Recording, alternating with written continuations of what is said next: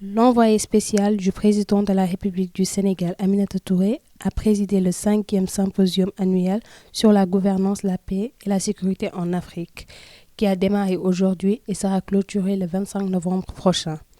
40 participants venus de l'Afrique de l'Est et de l'Ouest discuteront autour du thème système du conflit et enjeux sécuritaires en Afrique. Compte tenu des enjeux, Aminata Touré a par ailleurs mis l'accent sur le terrorisme, mais aussi sur les conflits autour des ressources à égalité hebdo. Les questions de paix et de sécurité constituent des conditions préalables de notre développement. Mais ça, nous le disons depuis 50 ans.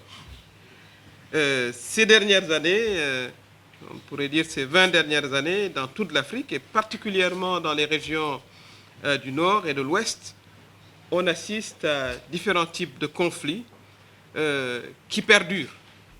Des conflits allant des revendications ethnoculturelles au terrorisme. Et entre ces deux bouts, nous avons toute une kyrielle d'éléments qui, conduisent à des conflits durables. Aujourd'hui, si on regarde un peu la situation de notre continent, plus de 14 États sont dans une situation de conflit armé. Nous les connaissons, c'est l'Érythrée. Alors ces conflits sont de haute, moyenne ou basse intensité. L'Éthiopie, la Somalie, le Soudan, l'Ouganda, il n'est pas mauvais de les citer pour qu'on se les rappelle. En Afrique centrale ou en Afrique de l'Est, nous avons le Burundi, se signale à notre attention régulièrement. La RDC, conflit qu'on pourrait considérer comme chronique, mais dans certaines parties. Beaucoup moins le Rwanda, qui est dans sa phase complètement terminale. Et c'est un exemple peut-être qu'il faudrait investiguer. Évidemment, nous avons le Nigeria, qui s'installe également dans une certaine chronicité. La Sierra Leone, qui évolue vers la basse intensité, etc. Alors, tout cela soulève des questionnements que nous nous posons depuis quelque temps. Comment sont nés ces conflits ? Et je crois que nous aurons à y réfléchir pendant ces 2 jours. Qui sont les acteurs qui interviennent aussi au niveau de ces conflits ? Et on pourra remarquer, certainement à l'analyse des différents résultats des recherches qui seront discutées ici, que les acteurs évoluent.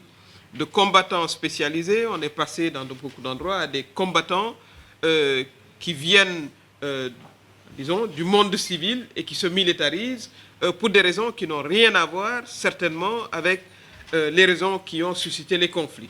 Et souvent, pour des raisons purement pécuniaires. Quels sont, les objectifs visés par les acteurs ? Au départ, on passe de revendications politiques à des revendications qui sont certainement d'intérêt privé. Et tout cela, à mon avis, est important du point de vue de l'analyse pour que nous puissions dégager des perspectives importantes. Et évidemment, vous avez une question qui vient surcompliquer un contexte qui n'était déjà pas facile, c'est la question du terrorisme. Autant de questions qui donc interpellent la responsabilité des dirigeants africains, mais pas seulement eux, les élites qui sont supposées fonder une opinion publique, mais également la société civile et les partenaires dans le cadre de la coopération entre États.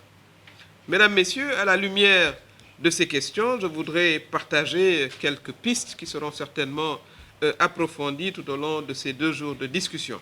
C'est dans ce même concept que le directeur exécutif de Gorée Institute a expliqué le but de ce 5e symposium annuel. Nous, Gorée Institute, nous sommes une organisation panafricaine qui travaille à l'émergence de sociétés africaines paisibles et autosuffisantes.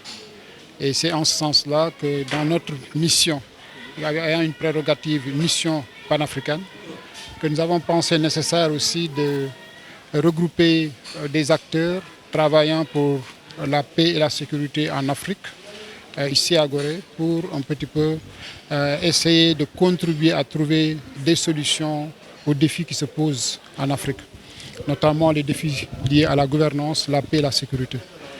Et comme vous le savez, les questions sécuritaires aujourd'hui plus ou moins dépassent nos États parce que ici la sécurité elle est comprise par définition comme une sécurité politique. Et quand vous parlez de sécurité politique, c'est beaucoup plus faire le lien qui est là, l'effondrement des prérogatives des États. Donc c'est là où il faut axer la réflexion. Donc est-ce qu'aujourd'hui l'État peut aujourd'hui garantir cette sécurité politique? Donc je pense qu'il faut, dans ce sens-là, essayer de convier tout le monde qu'aujourd'hui les questions sécuritaires ne doivent pas être des questions qui se discutent juste au sommet des chefs d'État, mais beaucoup plus aller au niveau de la base. Et nous, en tant qu'organisation panafricaine, nous avons pensé nécessaire, pour la 5e année successive, regrouper des chercheurs, des praticiens, des organisations internationales, des institutions internationales, du monde de la société civile africaine ici à Gorée pour aussi contribuer à la recherche de solutions.